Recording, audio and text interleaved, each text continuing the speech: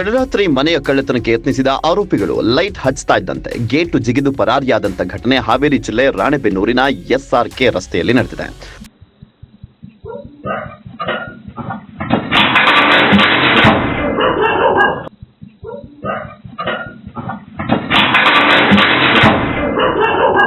ಮುಖಕ್ಕೆ ಮಂಕೆ ಕ್ಯಾಪ್ ಅನ್ನು ಧರಿಸಿದ ಮೂವರು ಮನೆಯ ಕಳ್ಳತನದ ವಿಫಲ ಯತ್ನ ನಡೆಸಿದ್ದಾರೆ. ಓರ್ವ ಮನೆ ಮುಂದಿನ ರಸ್ತೆಯಲ್ಲಿ ಸಂಜ್ಞೆ ಮಾಡಲಿಕ್ಕೆ ನಿಂತಿದ್ದ.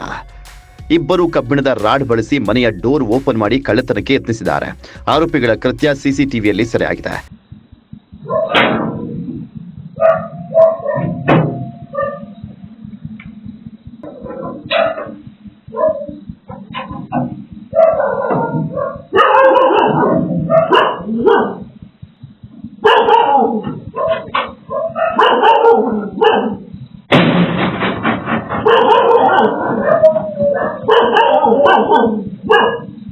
ಮನೆಯ ಕಬ್ಬಿಣದ ಬಾಗಿಲು ಓಪನ್ ಮಾಡಿದ ಆರೋಪಿಗಳು ನಂತರ ಕಟ್ಟಿಗೆಯ ಬಾಗಿಲು ಓಪನ್ ಮಾಡಲಿಕ್ಕೆ ಮುಂದಾಗಿದ್ದಾರೆ. ಈ ಸಂದರ್ಭದಲ್ಲಿ ಮನೆಯ ಮಾಲೀಕರು ಲೈಟ್ ಹಚ್ತಾ ಇದ್ದಂತೆ ಮನೆಯ ಗೇಟ್ ಜಿಗಿದು ಪರಾರಿಯಾಗಿದ್ದಾರೆ. ರಾಣೆಬೆನ್ನೂರು ನಗರ ಪೊಲೀಸ್ ಠಾಣೆಯ ವ್ಯಾಪ್ತಿಯಲ್ಲಿ ಘಟನೆ ನಡೆದಿದೆ.